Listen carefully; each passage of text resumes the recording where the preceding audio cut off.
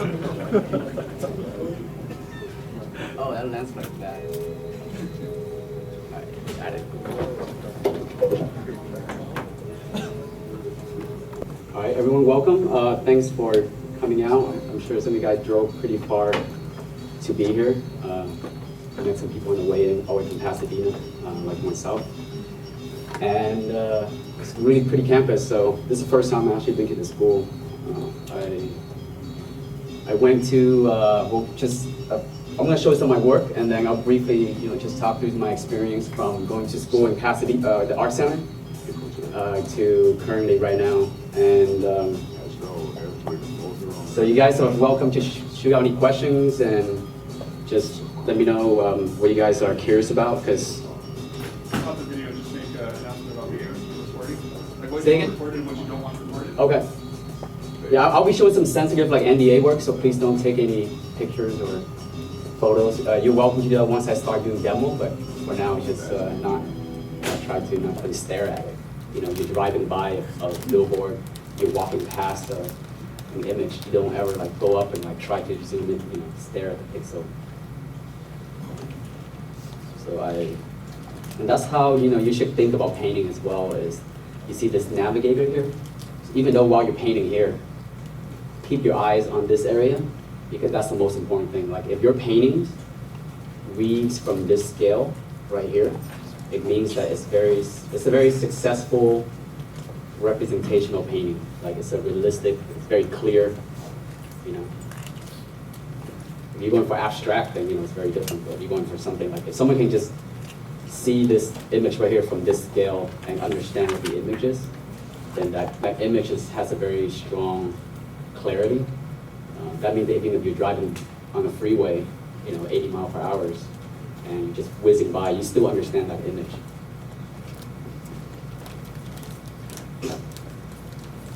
Like if you look at the most amazing concept visual painter out there is Craig Mullins, and he's still light years ahead of everybody else. He's also the guy who started this whole thing. He started doing digital painting with a mouse, using black and white pixel. So, and to this day, he's still the best one. And I went and met him in Hawaii. I was just so blown away how passionate he is at what he does. So you look at all of these thumbnails right here at the bottom, they still read, even at that scale, you can still see what they are. And they have a very strong design to them. And that's how you should think about making a painting. Or it's different for character design, but if you kind of create just a painting, then making it read as a thumbnail is very important. And one of the good exercises is actually to paint from this small and never zoom in. Just paint, in black and white. Even I would recommend, if you're gonna start paintings, paint black and white. If it reads, try and do some big city shot. Paint, don't zoom in.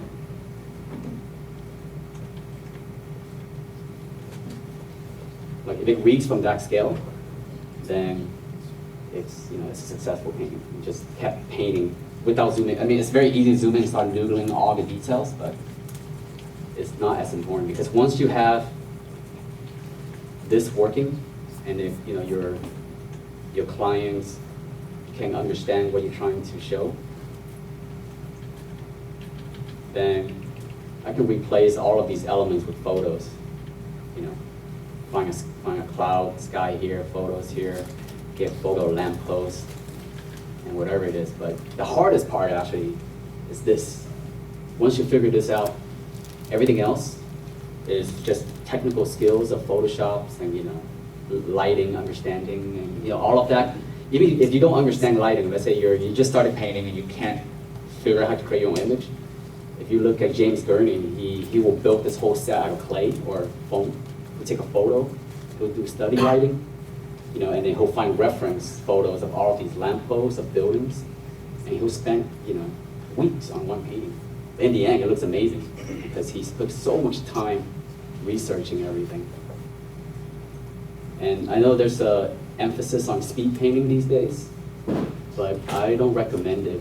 I mean, you want to do kind of speed sketching as a study, but it shouldn't be about speed. It should be about the imagery and the feeling that you're trying to create. So whether it takes 30 minutes or 2 weeks, just capture it and do your best to get that feeling that you want across. Of course, if you're working for a client, it's different. You got to turn it in. There's deadlines.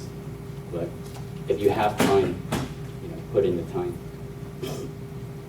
Like, you shouldn't be proud of saying, I finished this thing in 30 minutes or I finished this thing in 2 days. It doesn't really matter. How long do you usually have in like a studio? As long as you do like I think a painting every day or 2 or 3 days, depending. Jamie Jones would spend 3 to 5 days per painting, where John Park, he can do a painting in 4 to 5 hours. But it's different. The clients like the Jamie Jones look or John Park look or whatever it is, and it's up to the artist. If you want to work really fast, then you're gonna get that type of clients. If you work slow and you're very methodical, you get certain. Like, I know Jamie does a lot more National Geographic paintings. It's different clients. They're more patient. They're more used to the old traditional oil painters turning in work. And if you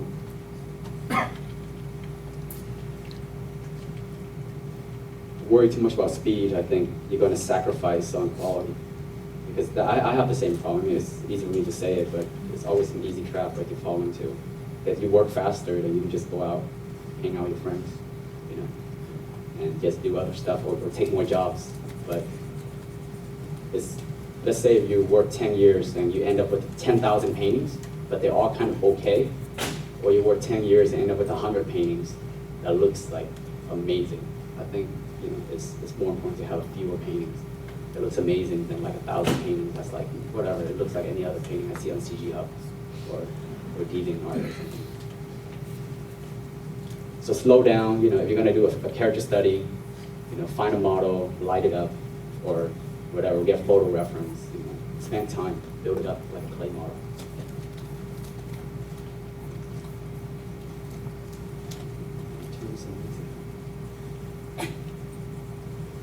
So how much research do you put into it? A lot of time, now that I work on certain films, they'll just send me the reference.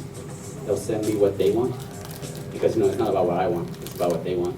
So they'll collect references for you. And these days, with websites like Pinterest or Tumblr, it's really awesome because there's people that love stuff very specifically. There's someone that loves seashells, and they're not an artist, they just love seashells. They'll collect just thousands of images of seashells that you would not find on Google.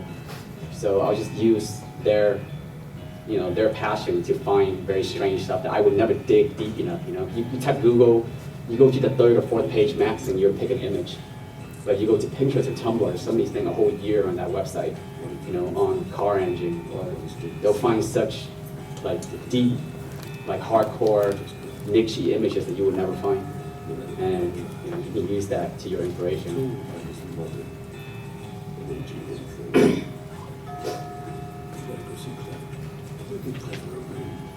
Alright, so actually I didn't have a plan of what I want to paint today, so I'm going to ask you guys. So just by a raise of hand, you guys want to see, how many want to see exterior shots? I want to see a character. How about interior? That looks like it's more exterior, okay. How about sci-fi? Okay, how about fantasy? Okay, sounds like an exterior sci-fi shot. I'm gonna try 2 different paths because I know some of you guys here want to learn more how to like composition and painting, and other ones who do more photo and techniques and things like that. But the most basic thing is you want to learn the tools as much as you can from Photoshop. That's why you're using Photoshop and you're not painting with oil or acrylic, is because it has all these amazing tools you can't get with traditional medium. So a lot of you guys here already know this, but I'll just run through, so for those who don't. So I'm just going to make a brush. So a lot of brush I use now is actually Jamie Jones brushes. He made an amazing set of brush, and I just keep using those. I think you can find them online somewhere. He's very generous with them. But let's say I am going to make this thing, right? A city shot like this, and I want a bunch of people. You know, I can go in and paint people, whatever. But you know, or you just make your own, make a brush and just use it, and it's faster. So how to make a brush is just create an image like about 512 by 512 pixels. Just on a white image, draw black. Whatever black is the brush.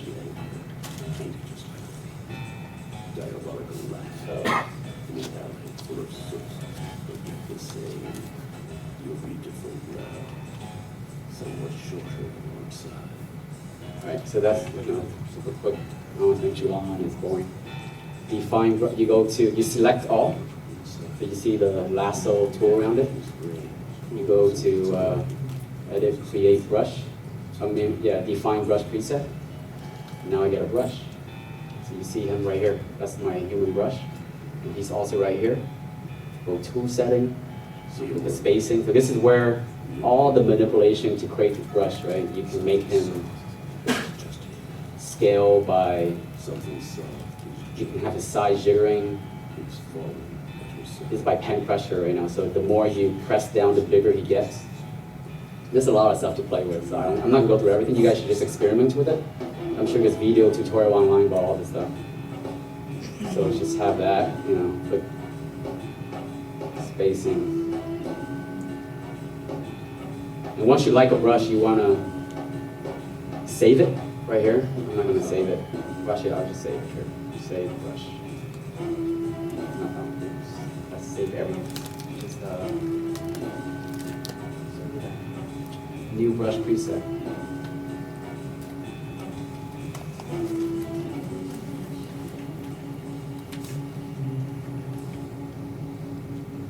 There you go.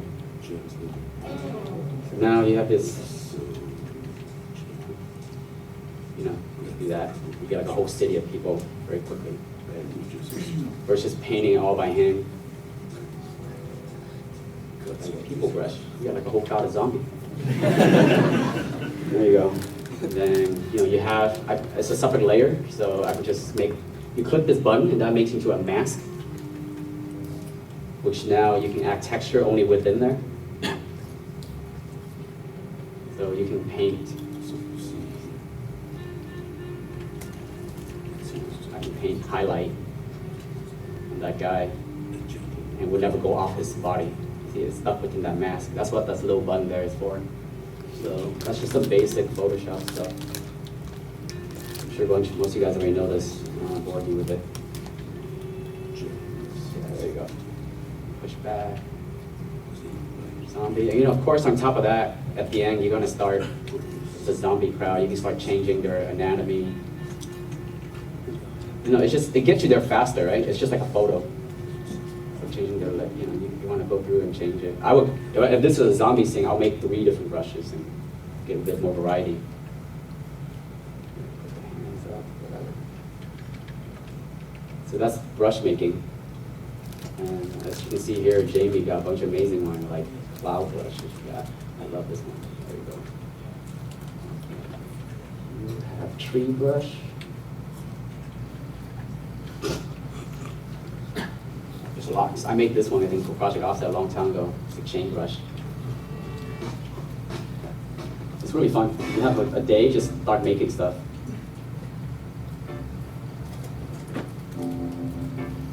And then on top of brushes, you also have shape, where my image of the city.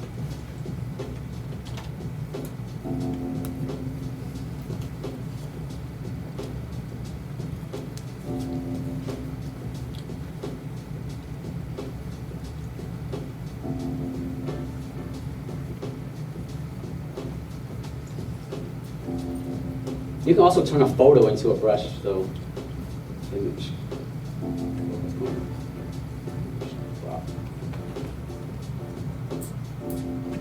Saturation.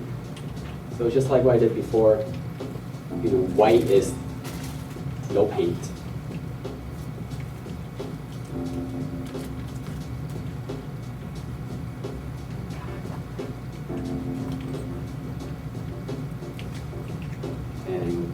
black and stuff, it's paint, so. There you go. Edit. Define brush, and now I got building brush. That's what I mean by once you have that, the silhouettes in, I can tweak this.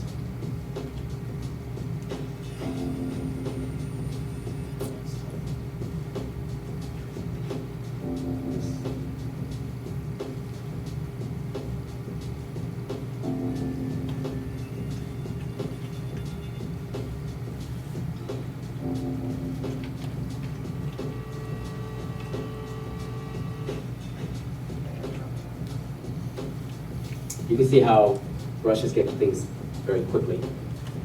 And, but your knowledge of painting is the more like, which way is the lighting coming from, your composition, things like that. I mean, there's tons of books on composition, but one of the most simple thing you can learn about composition is most people do is tangency, where they'll draw a tree or something, and then the tree, it does like this or something, right? Like it's getting scared of this, the edge of the paper.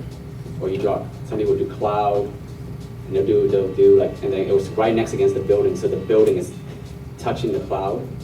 It's called tangents.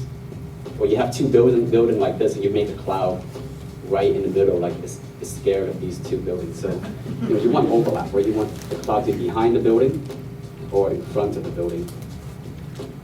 And you don't want your horizon line, let's say this is the horizon line here, but some people started painting with the horizon line right in the middle of the painting. Or let's say they have a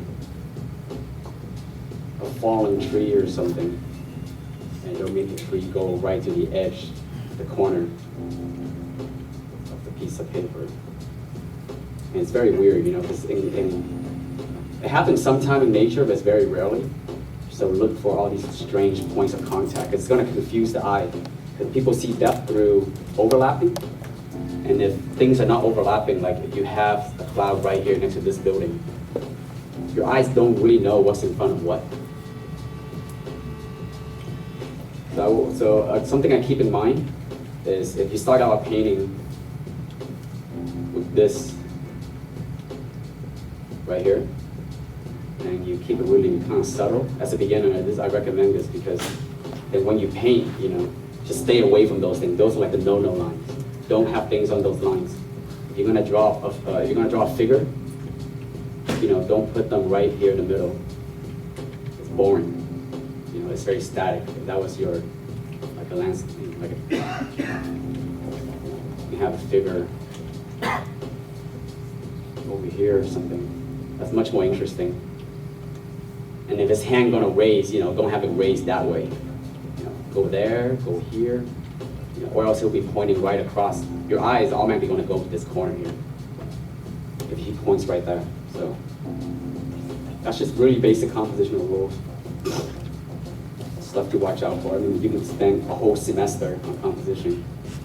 You can spend a whole semester on Photoshop tools, but what's nice about a digital medium is it's free, right? You don't lose paint, you don't mess up your brushes, so don't get scared. Like, I would play with everything. Every tool's on here. Look through, experiment, see what they do, because you might stumble upon something that's really interesting. One of the tools that I never used before, that people started using recently, is the smudge brush, but at like 100%. So let me find it, where's smudge? Smudge tool, for 100%. And then you can just use that to paint.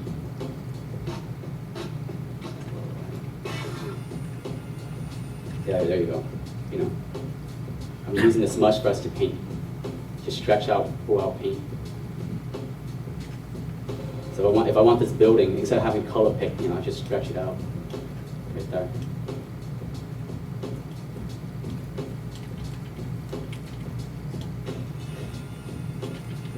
And that's a smudge brush at 100%.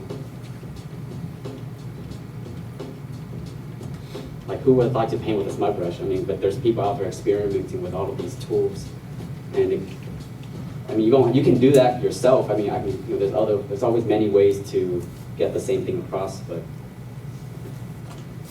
you can also do the same thing by just copying this. Merge. Hey, you can do that, but the other way was so much faster.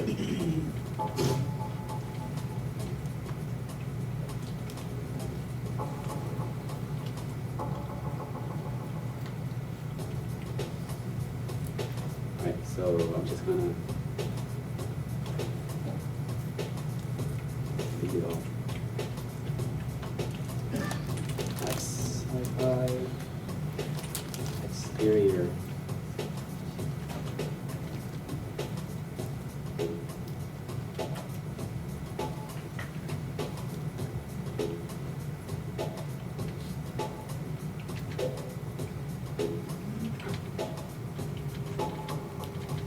I like to kind of start out kind of abstract if I don't have a plan.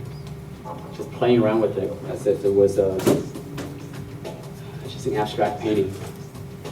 Like you have your basic design class and they give you those black squares and white square and you kind of do your own proportional shape with it.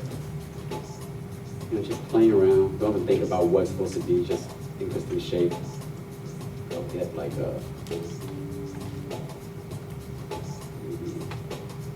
I'll get my own paintings after doing that.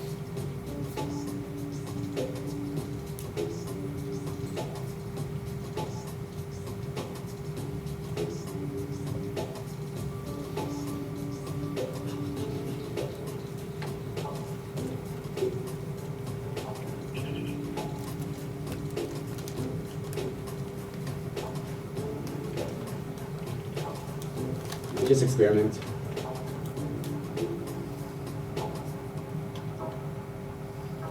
Overlay. Just see what comes out. I really don't know where this is going, so.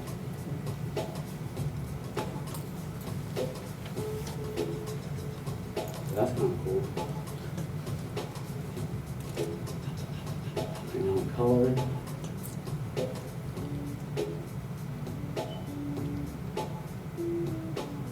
I like the original color a lot. And then duplicate it by itself. Playing around with all of this stuff right here. It's all these different.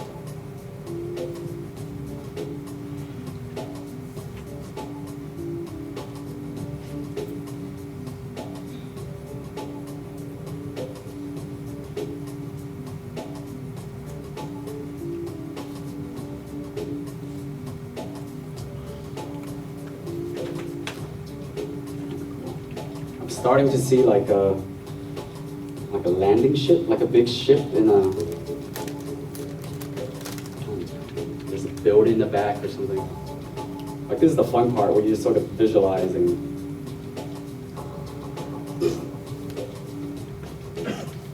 Experimenting to see what it can become. I mean, if this was a more specific project, like there's certain details that you have to follow, then of course you gotta do thumbnails, get reference, but since I didn't really have a plan for this, I think going with this sort of abstract method is pretty fun. All right, and once you have that, then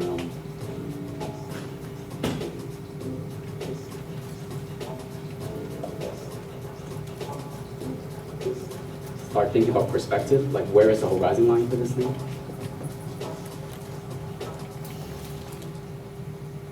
They just draw a grid for it, so I'm just gonna use grid tool. People have like their own grid these days. So, I don't have my own. I'm just gonna make one. So here's your horizon line. I'll follow this guy right here. That looks like the main perspective. So.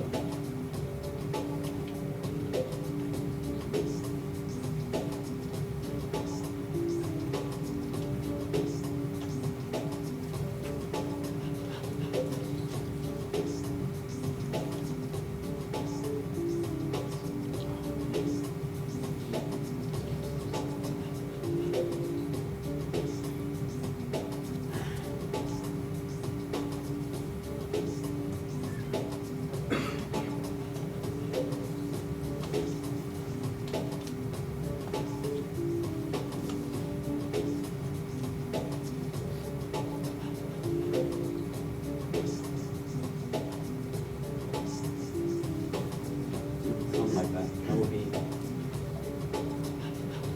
perspective.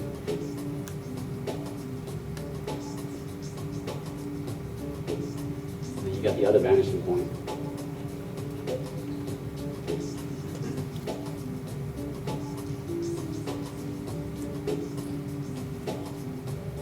Change the colors so it's not confusing.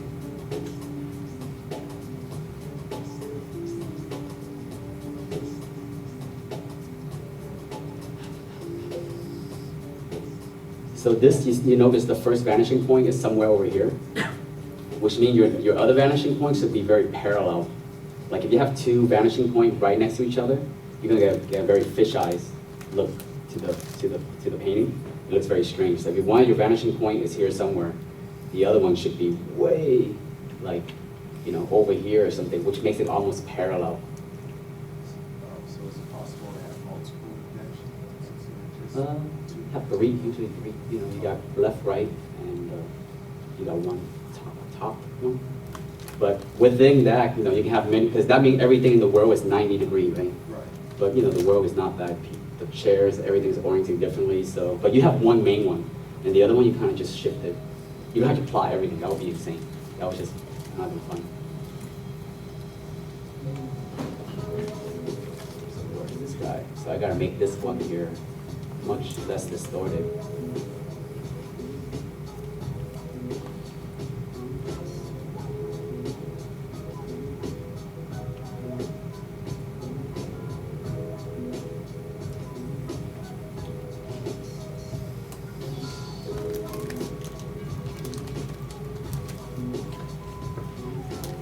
Around there somewhere. I'm gonna group that, call it grid. Make it very low opacity so it's not distracting. Then lock it. Make sure you lock it so you don't actually need paint on it, because it sucks to paint your grid. So now there's your grid. You can turn it on and off to work. I think the sky, right now the white part to me is the sky, and it's a little bit too bright. That's the hard one.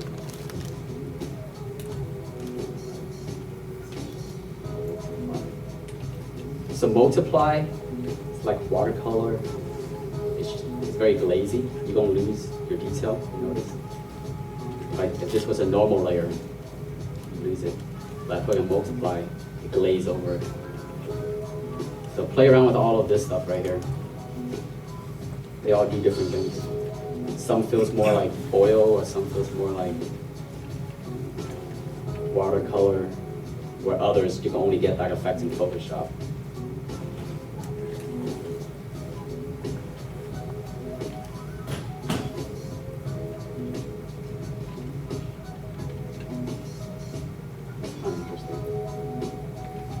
More atmosphere.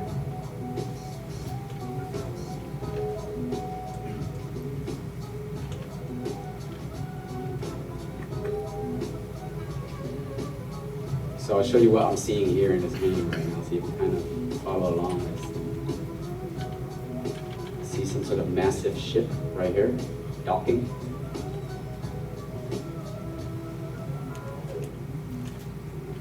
This is the ground. It's basically the platform is sitting on. I don't know what blue stuff is for, but play around with it. It could be just a reflection. Maybe it's very wet and it's reflecting down. There's a big building in the background here.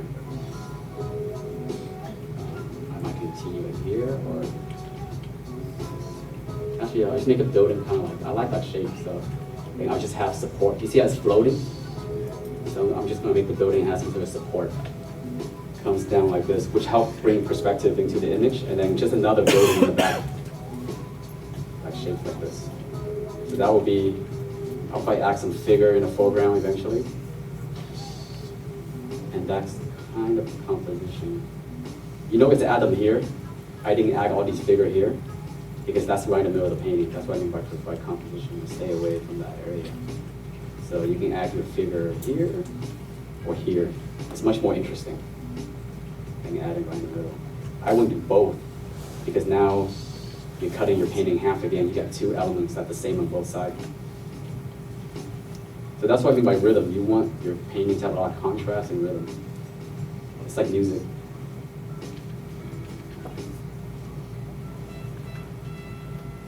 Right. So next off is right now everything's on one layer, and you can paint it like that, like an oil painting, but with Photoshop, best to use layers. So I am going to just paint this guy up. Try it out. Show you.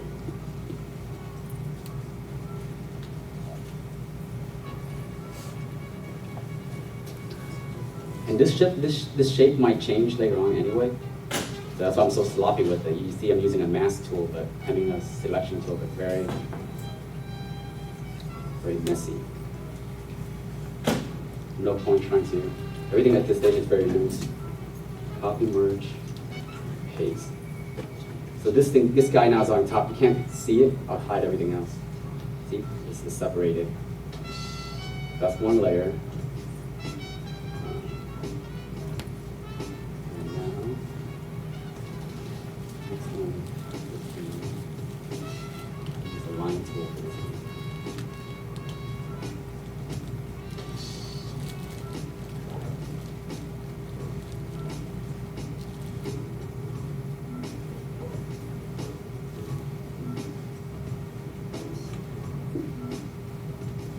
It has gap, but I'm not going to bother. I'll just leave it. Copy merge. It's going to go behind the ship.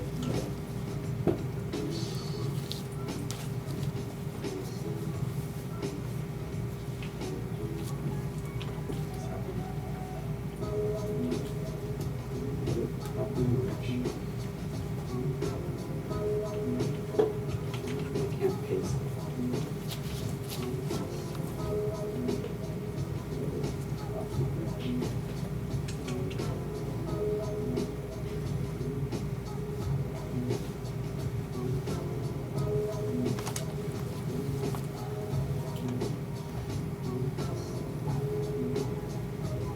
Now I'm just going to mask out this thing right here.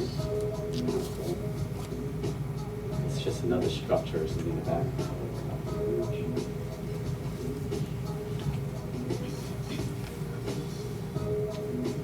And the ground. Ground is pretty much this guy right here. Right. So now just hide everything here. So now you got the ground, you got your background, and you have your ship.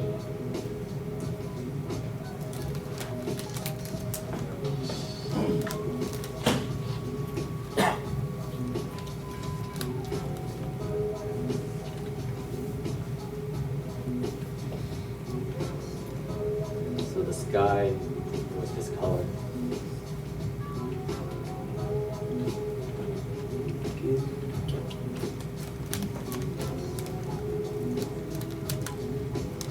I'll use my figure, add a few people.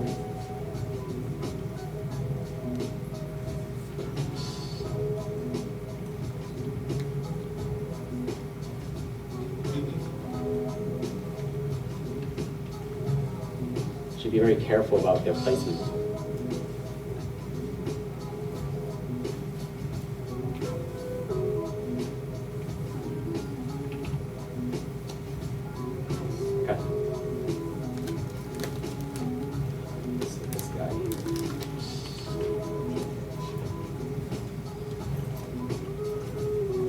I want to try is basically, you notice so far, I haven't used much, I use my own paintings, but I could arise with this just by kind of painting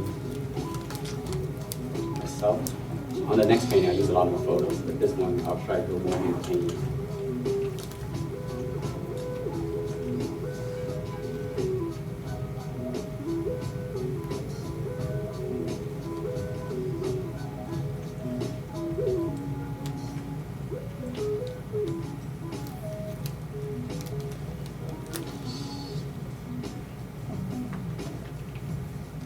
So what's nice about having layers is just when I paint the background, it doesn't touch the foreground. You can very much not worry about overlapping. So I'm just going to work on the ship.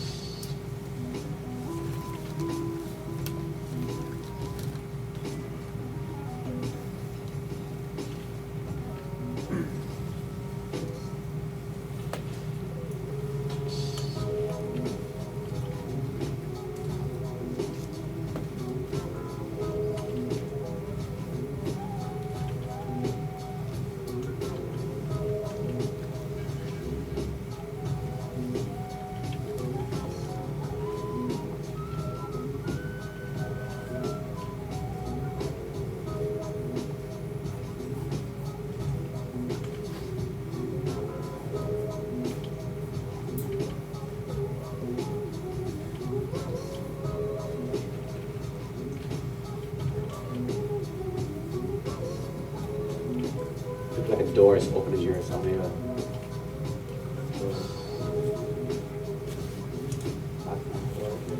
go way back. You see how the perspective line here will help me. Some lights back there.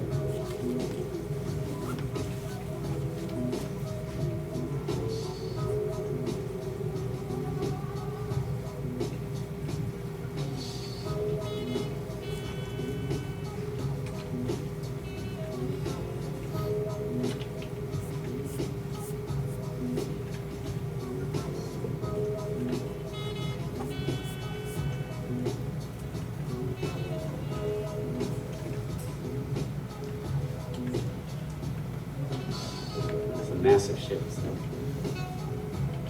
Lots of cargo.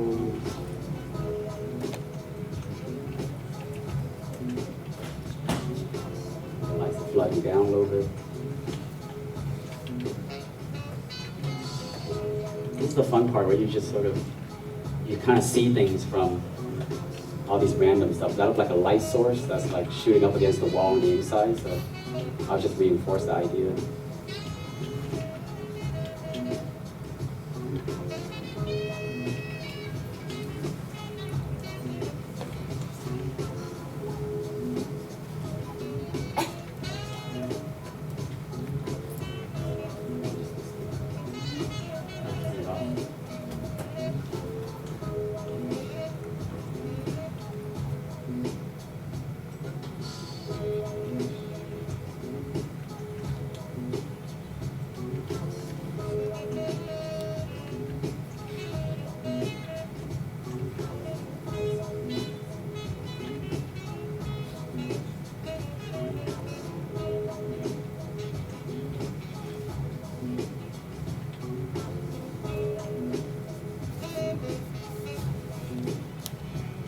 If this is a ship, you know, it's some sort of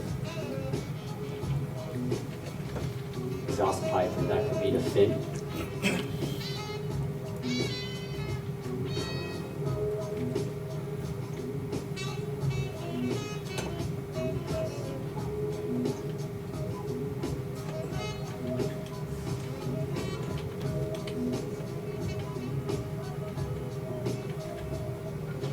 You see all these random lines right here? Give me free texture. Whatever work, you keep it. Whatever doesn't work, you know, you change it. That's the whole, it's like editing. The whole point, you start with something abstract, and then you get a bunch of free stuff that sort of surprise you. And that's the fun part of painting, is you don't know where it's going. And design sort of surprises you as it goes along.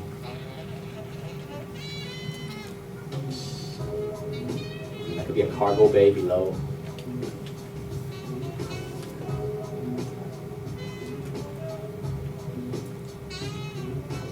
There's a ramp here. Or bringing stuff down.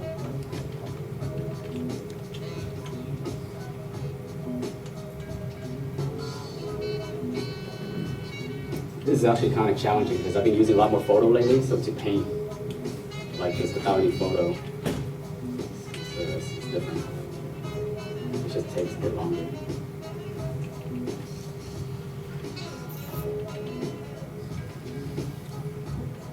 Hey, Khang, I had a question. Yeah. Would you say this process works more for like personal portfolio pieces, but not so much for client pieces? It can work for both. A lot of time clients, they don't know what they want either. Oh, really? They just say, you know, we want a landing port. And then you can just start out with the same process. Some clients are very specific, but some clients are, you know, they hire you to be creative. So you just kind of, because you know, at that early abstract phase, it could have been anything, right? Like this thing could have been a building. It didn't have to be a ship. So if they want like a city, I could just give them a city with this sort of shape.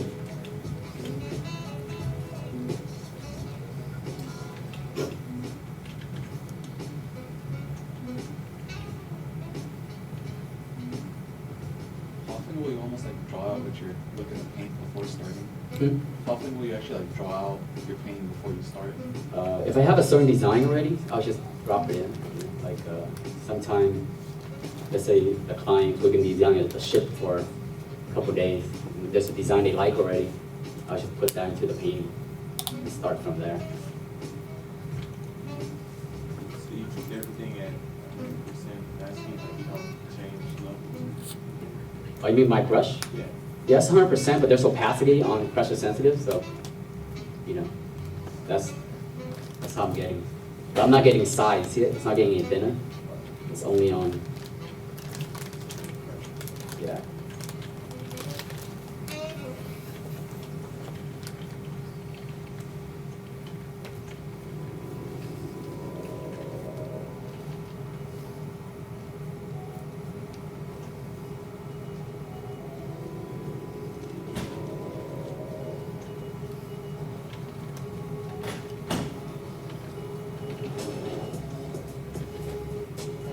Ship doesn't look like it has a front, so I'm just gonna add a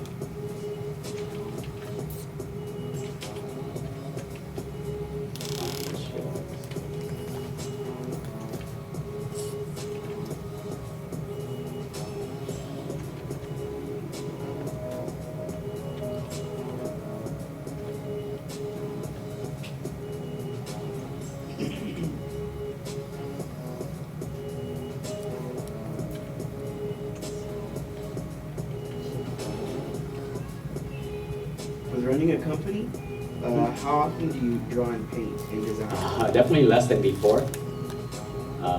But you know, after being drawing painting for so long, I don't really have that craving.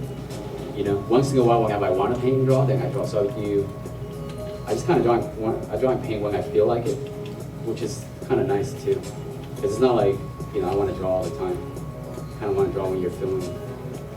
You have a cool idea. Whereas if you're like employed at a company, even if you don't want to draw or paint that day, you know, you're forced to do it, and that's how people get burned out, because they went into this industry, painting and drawing. Let's say you're in a math class and you're drawing aside your paper. It's really fun because you're not supposed to be painting.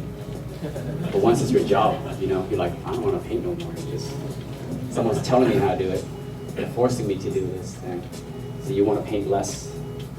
But that's the basic ship. Let's move it up. I kind of want to have a little landing platform.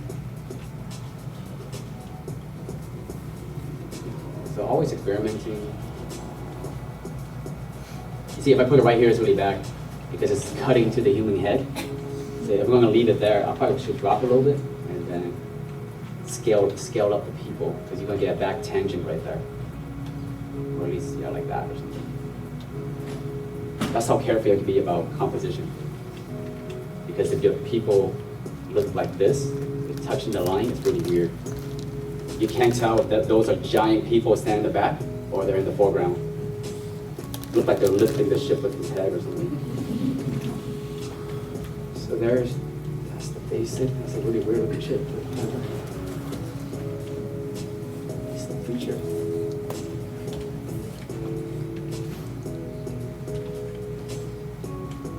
How many people work at Adhesive? About 40 people at one point, but now we're almost done, there's less. They were contractors, so they're done with their task. But yeah, initially it was 5, and then kept growing since we got funding. Yeah, it's been a really awesome journey, meeting a lot of cool people in the game industry. People were very supportive because we were like an indie company.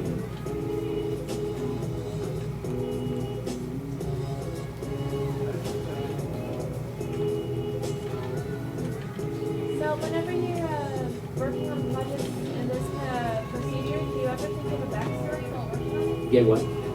When you're working on projects in this kind of procedure, do you think of a backstory to the picture while you're working on it? I think of how the people get around, you know what I mean? Like what makes sense. Not necessarily like, you know, what he's doing right now, or not that specific, but the story of the space, right? Like, okay, so this ship landed, how is it going to get its cargo out?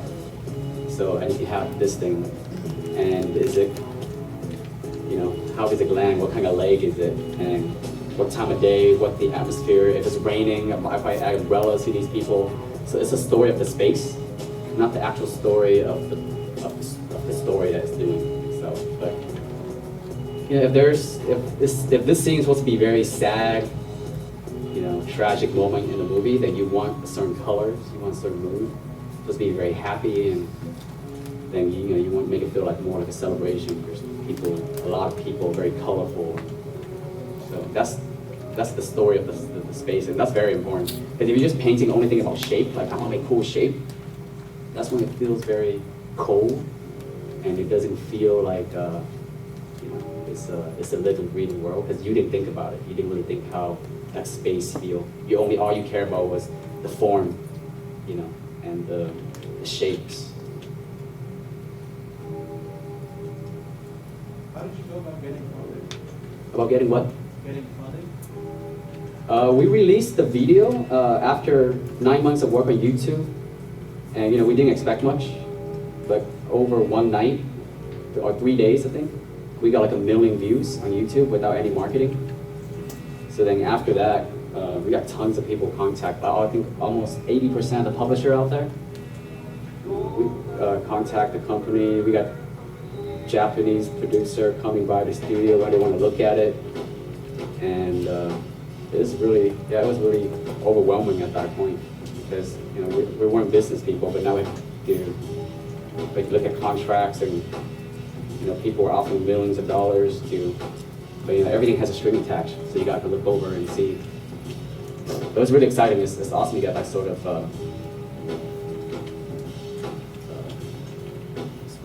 experience, exposures after the trailer. You know, I got to meet the executive producer of Final Fantasy VII. You know, he came by the studio, and you know, Duncan Jones, the director of Moon, and Source Code stopped by. He was a big fan of the game, the video. So there was just, once you make something cool, everyone sort of kind of gather around it, and everyone would work on it. It was very easy to hire people at that point. Everyone really wanted to just be a part of it. And we didn't have to think about finance. I think it's more like about picking and choosing what would work for us. So it was a good position to be in. Very lucky. What sort of contracts did you stay away from? People give you, you know, they'll offer money, but then they'll want percentage of the company, or they want the ownership of the game, the IP. So you have to gauge what you want to give up. You got to give up something, right? They're not going to give you money for free. So everything has a string attached. So you have to sort of ask around. You know, I talk to as many other CEOs as I can, seeing what their experience, and people were very welcoming in the industry, because a lot of them wanted to work with us as well. So I got to meet the CEO of Riot, League of Legends, the biggest game in the world, and he was super helpful. He's a young guy, very passionate. Gave us tons of great tips. What was the best moment of your career? The best moment of your career? The best moment? I think it was that video, releasing it, seeing something that we work on, you know, out of pure passion for 9 months, not knowing how people are going to like it once it turns out, and having that exposure overnight was pretty much like a dream come true. Especially since it was our project, it wasn't something somebody tell us to do. What was like your big break in art? What was like your first big project? The big break to get into the industry, you mean? It was kind of slow. I mean, it was always a transition. My first job was doing spaceship design for a game from two brothers in, I don't know where they were, but yeah, it was only $15 an hour.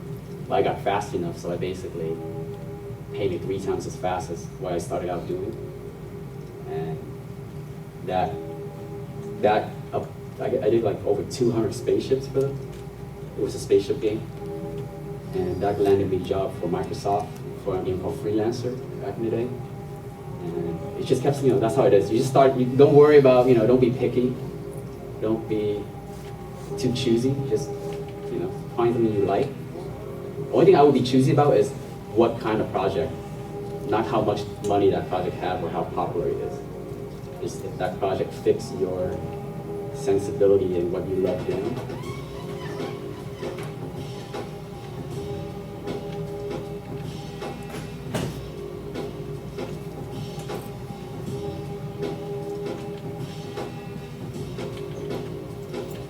And you can also use your own painting.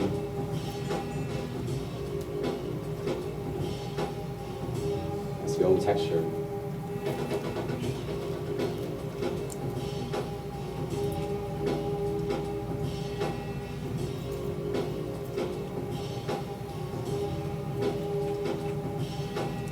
So it just needs some surfacing.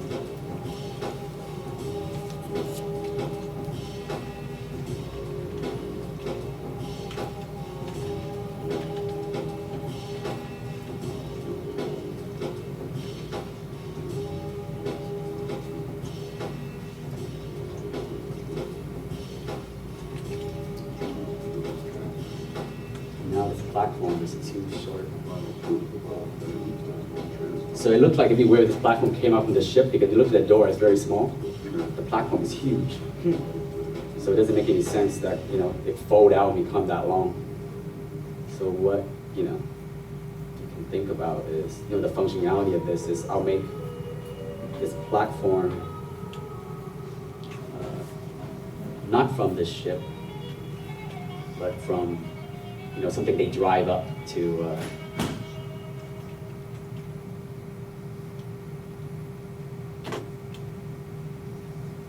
connect to this, kind of like how you arrive at an airport.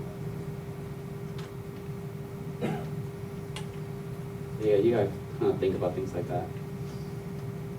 Some functionality of things. So that means it has legs. Might have like warning sign at the bottom of the base. It has some tires.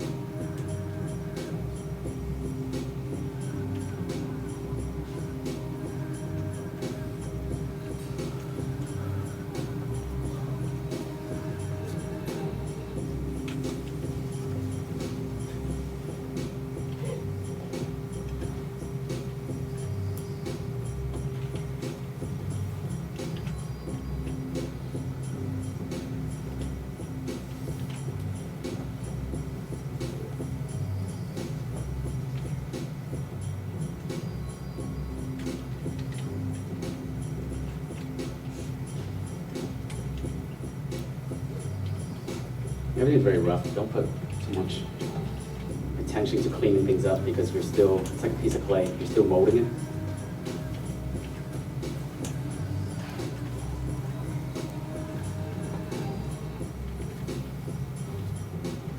And now it feels very technical. Now it feels like something kind of functional.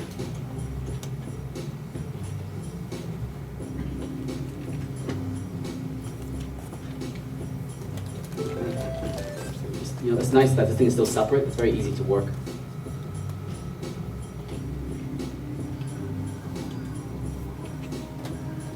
When it's that clean. Like if I had started painting this with the background and everything, and like if I move this around and they get that, it's much harder to adjust and change. Because if I really want, I can oh, there's another ship behind this one. Distance, two of them. Face the other way.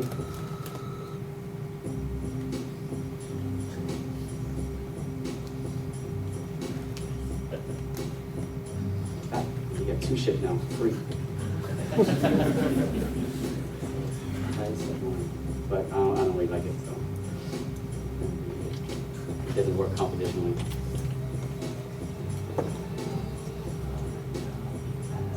Save this at all. I should save. My Photoshop crashed a lot.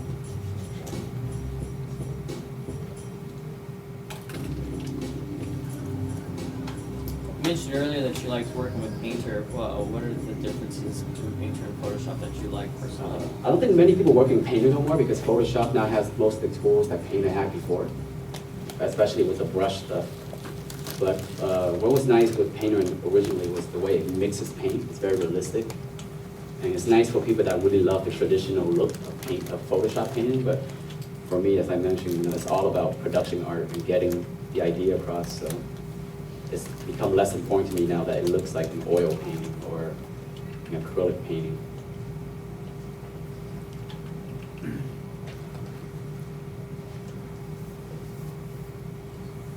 think these are light. Light hitting this.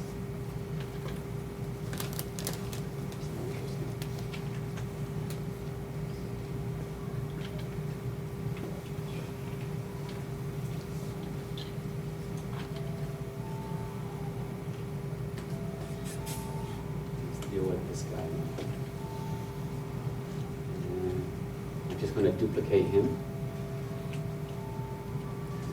Foreground.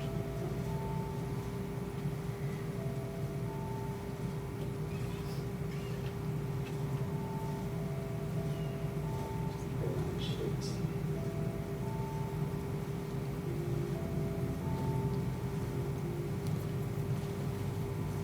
Remember how I wanted those small legs? I'm just going to use this itself as the leg.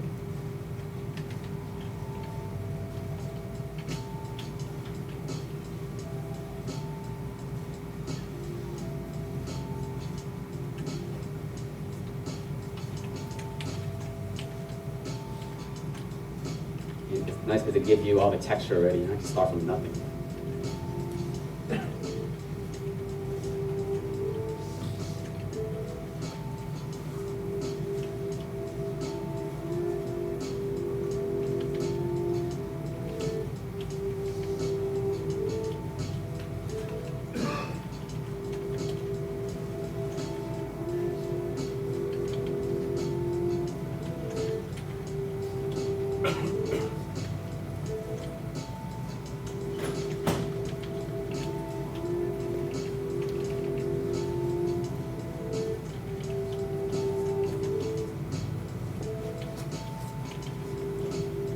So you see how I'm getting a lot of free texture from my own paintings and things like that? If you work traditional medium, it's almost the same. You see people use like sponges and they're getting like certain, they'll scratch it out with the end of their brushes, or you use tape and mask off certain area. It's all the same, it's much faster in Photoshop. So the one thing you have to kind of get out of your brain is the idea of cheating. A lot of people started painting, they're like very worried about cheating. And you should worry more about not understanding what you're doing than cheating. So, if you can cheat and know how to cheat, get there faster, do it. It's just a tool. But if you're just doing it just without understanding why you're doing it, why you're putting that down there, and it's all very random, then that's because you never had the foundation of painting and working with traditional medium, or even working with digital only, but still understanding what is that you're doing, what kind of contrast you're creating. Like, do I really want to paint this thing 3 times exactly as is and go all the way up, or just copy it up 3 times,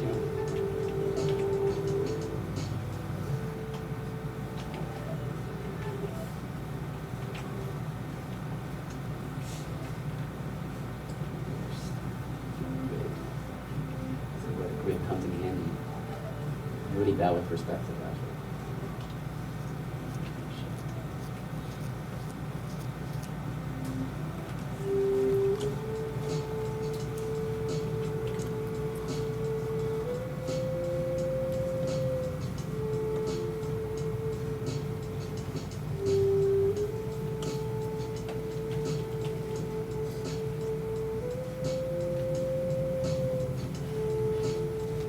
Things recede into the atmosphere, that's just atmospheric perspective. It gets lighter. That's how your eyes separate things, by values.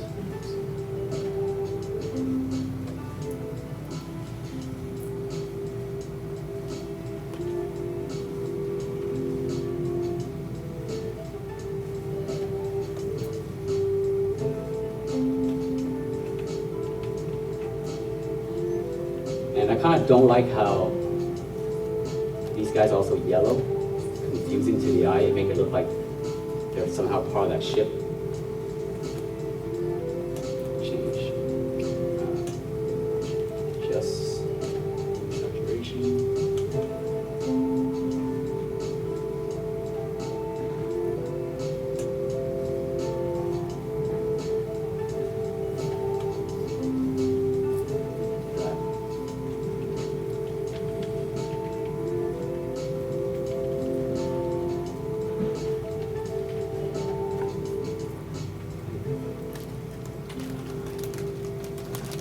Jamie has some fun brushes. Yeah, I don't know what this is. I actually never used this before.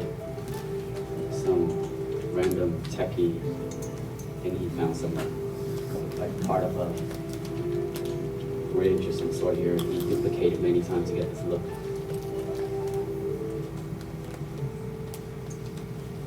Pretty cool.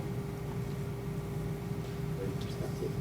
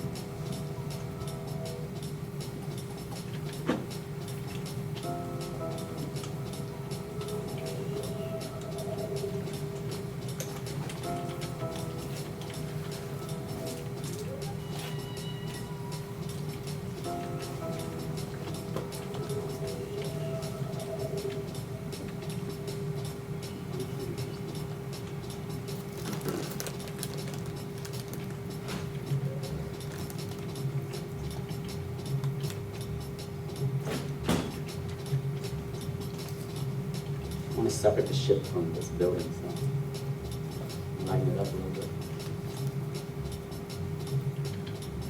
You can see separation.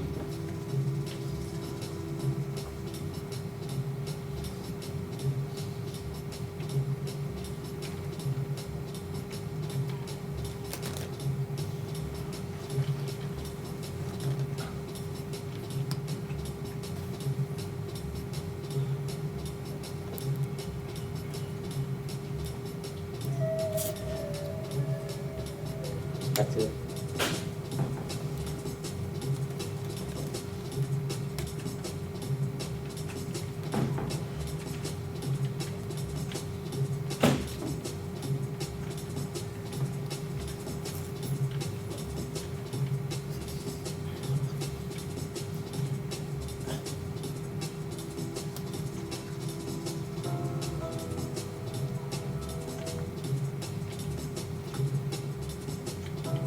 See how important that perspective grid is. After all these years in perspective, you always have to still respect perspective.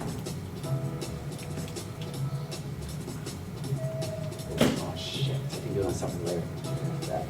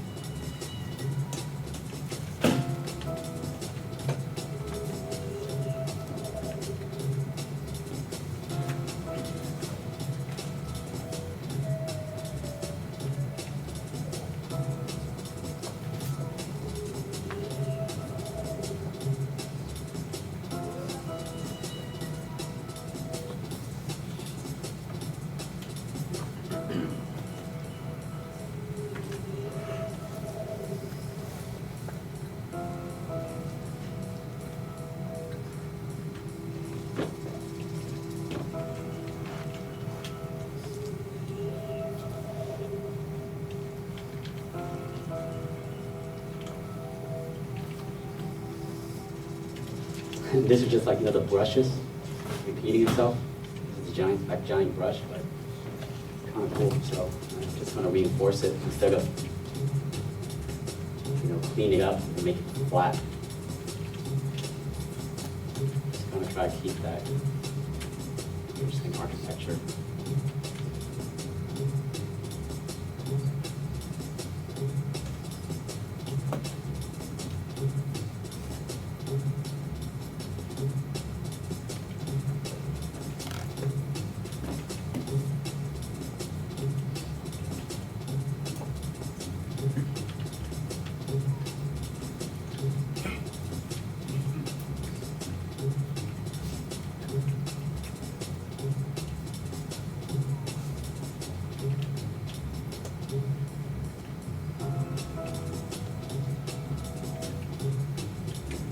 So I like the gird idea, but I can go ahead and mask out all this stuff, or either I'm just going to delete it because I know there's a brush in here.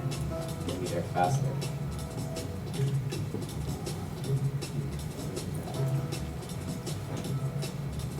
There we go.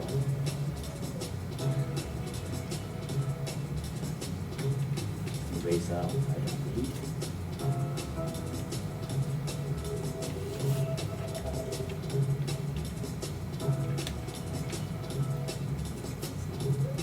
Perspective on there. I think that subtle perspective is really important.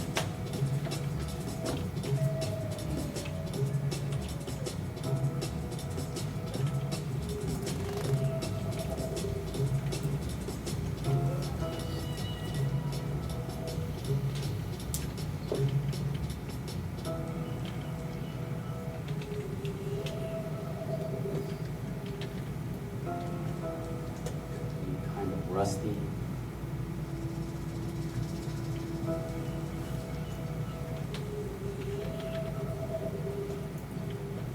Weathering.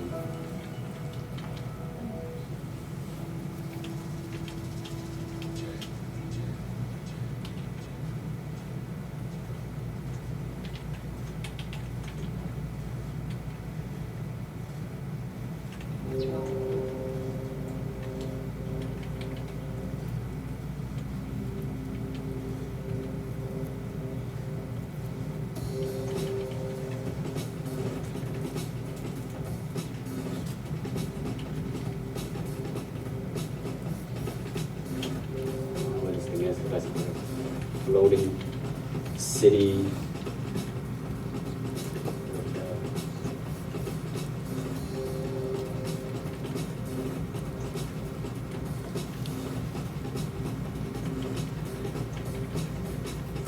It's like a derelict on top of it.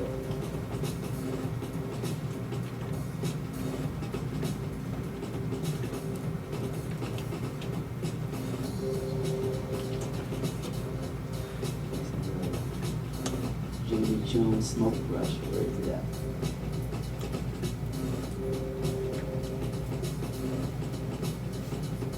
There, this is like magic.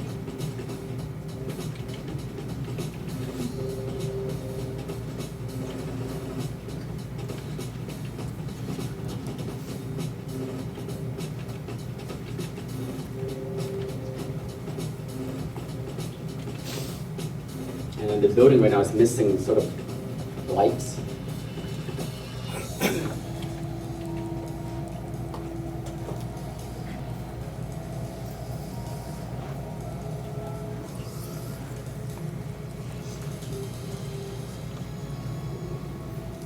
Here's an interesting one. I'm gonna just use my own lighting. So I'm trying to refrain from using photo much in this one.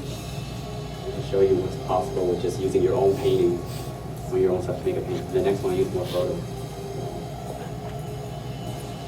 I use my own painting for lights.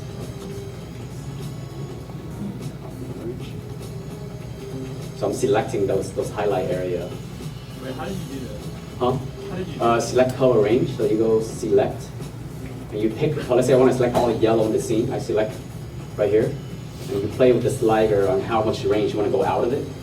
See, right now I'm selecting a lot of the background. This is only the yellow lines, mostly the yellow lines. You see it right there? So it's a good way to just mask out a certain part of your painting. So there's my light, see how right there? saturation.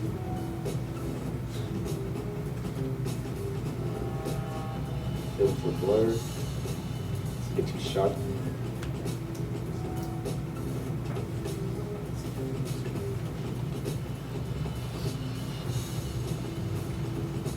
Get in perspective.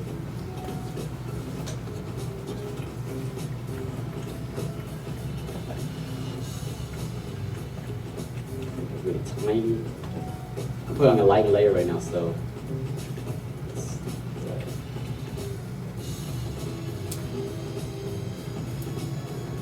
I put a bunching, I'll erase it out. It's a good way to do it.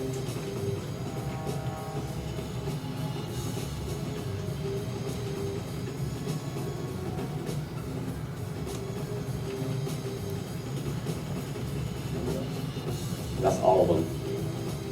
And I'm just going to erase out which area that I don't like, that doesn't work.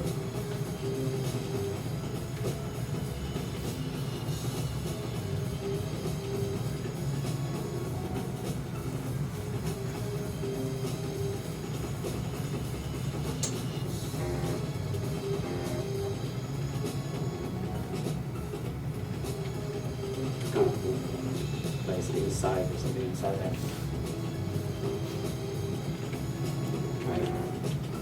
Of course, we have different color.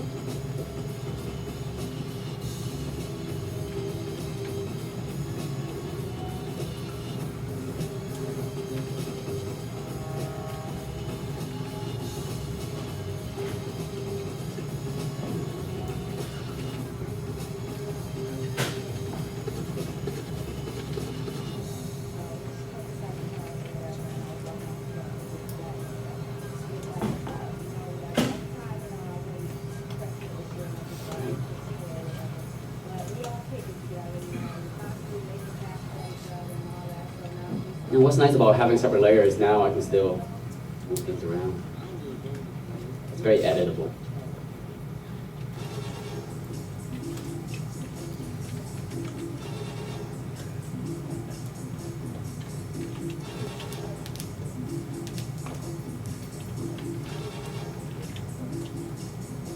This guy here, I'm gonna board you guys here, make something really fast with this thing.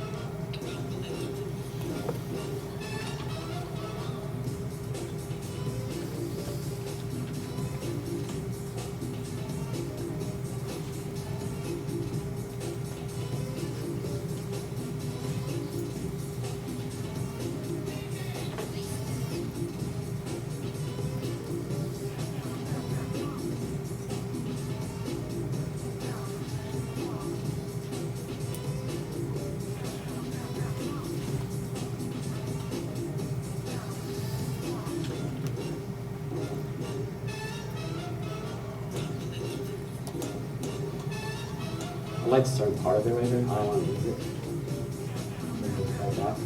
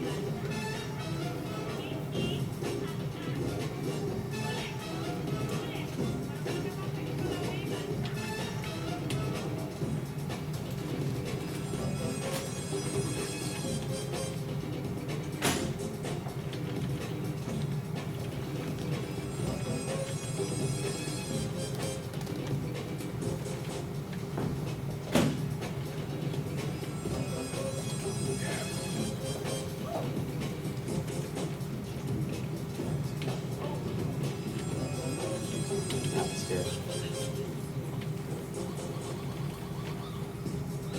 Right. The building is kind of done. Now it's just the foreground.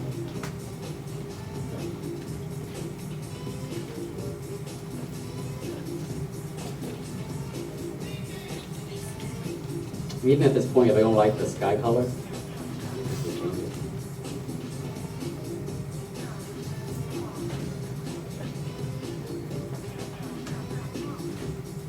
better, brighter.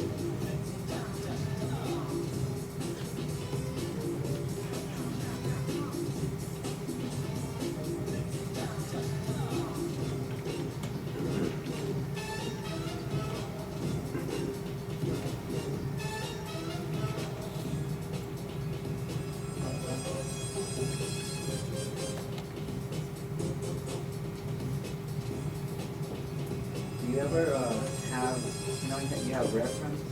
Mm-hmm. Do you ever have art from another artist Yeah, that you like reference? yeah, especially like old masters. They have really nice color palette.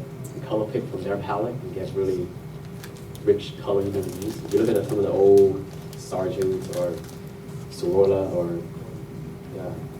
just so even Rembrandt, they have really weird colors that they use and just copy their palette. It's really interesting.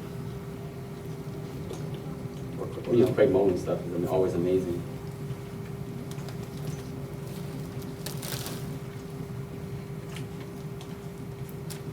Trying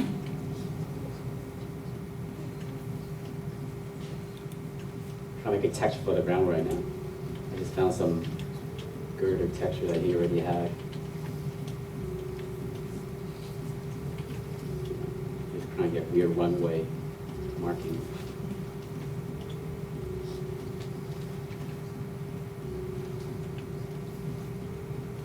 I try to color pick from within the paint. You know, because I haven't used this at all the whole time. I keep color picking within the painting, so everything's very harmonious. But you can only do that if you start out with an image that has colors already. Like if I'm going to pick a red, I don't want to pick a red from here because I'd rather pick a red that's already within the painting. So there's a flow to the whole thing.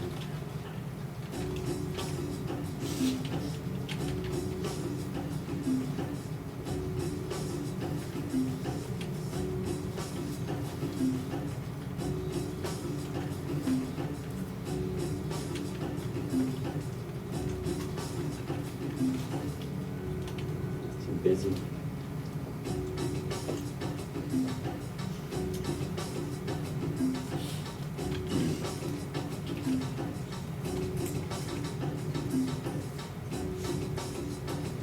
So that's the texture.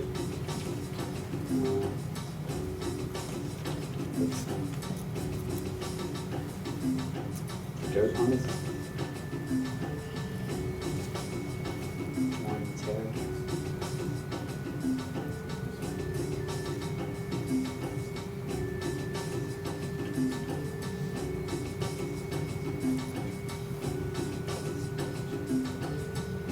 It's kind of weird for the ground. Saturation.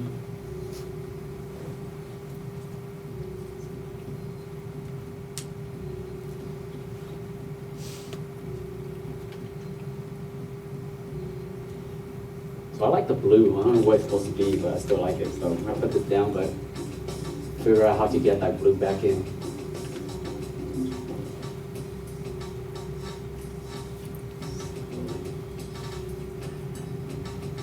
It's pretty much pretty flat.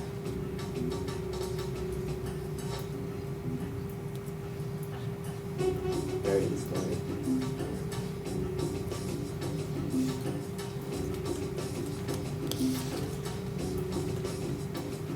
Yeah, it'll be that. See, it would be really hard to paint those lines like that perspective. That's why I did the, become almost like that.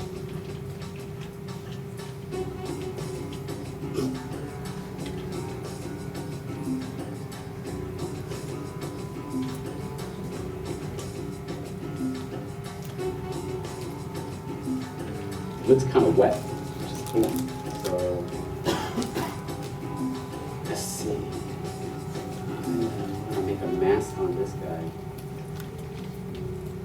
So now I can erase in and out of that top layer. There you go, get that blue back in.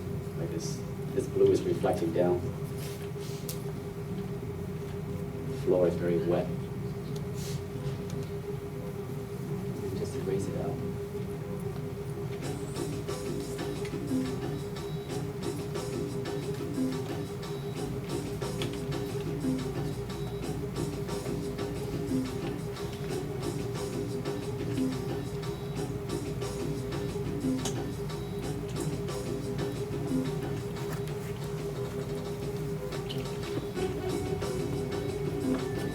which also we got this area right here too.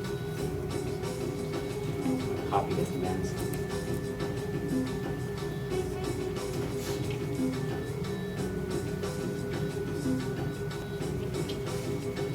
Just using that mask.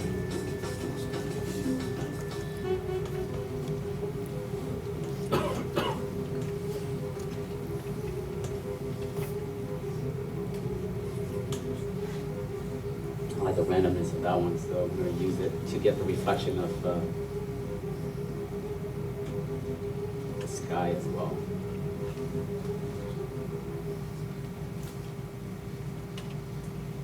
So Control H is to hide the mask. It's still on there. You see it? I'm just hiding it.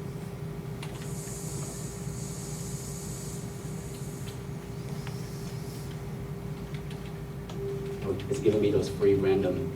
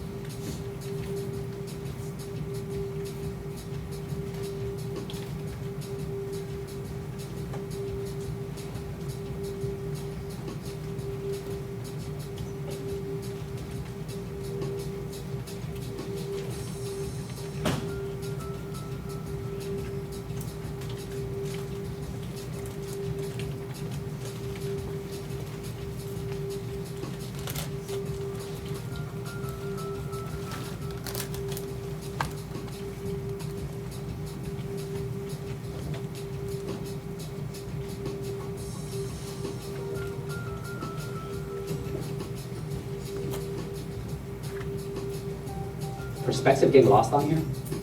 It's hard to see the ground perspective. So I'm going to add some sort of line, red line, to reinforce it.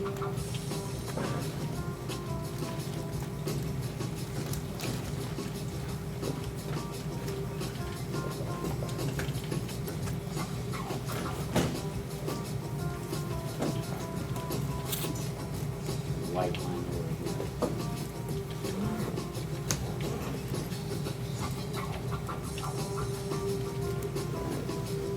here.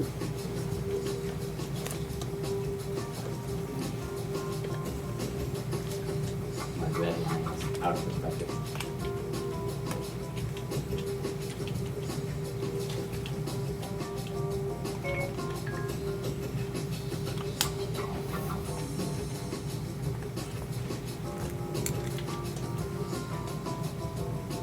Put on overlay, so it's not too strong.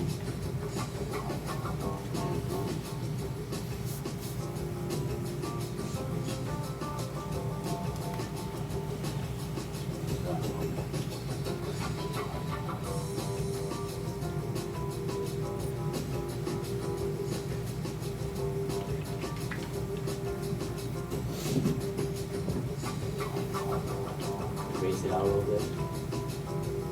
It's not so strong. Like it's been scratching. That's what I mean by stories. That these things have been here. You know, people have stepped on it. Vehicle run over it over time, so it'll be less strong. Get scratched off.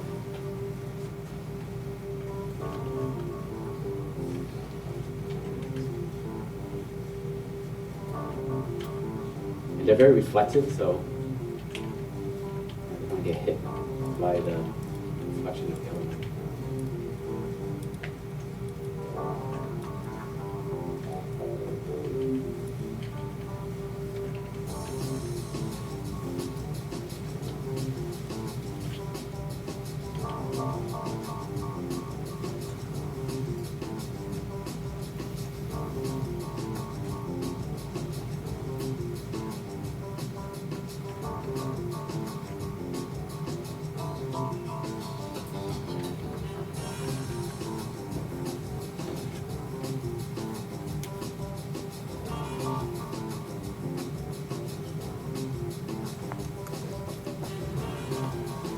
gonna be a weird machine, you know, a little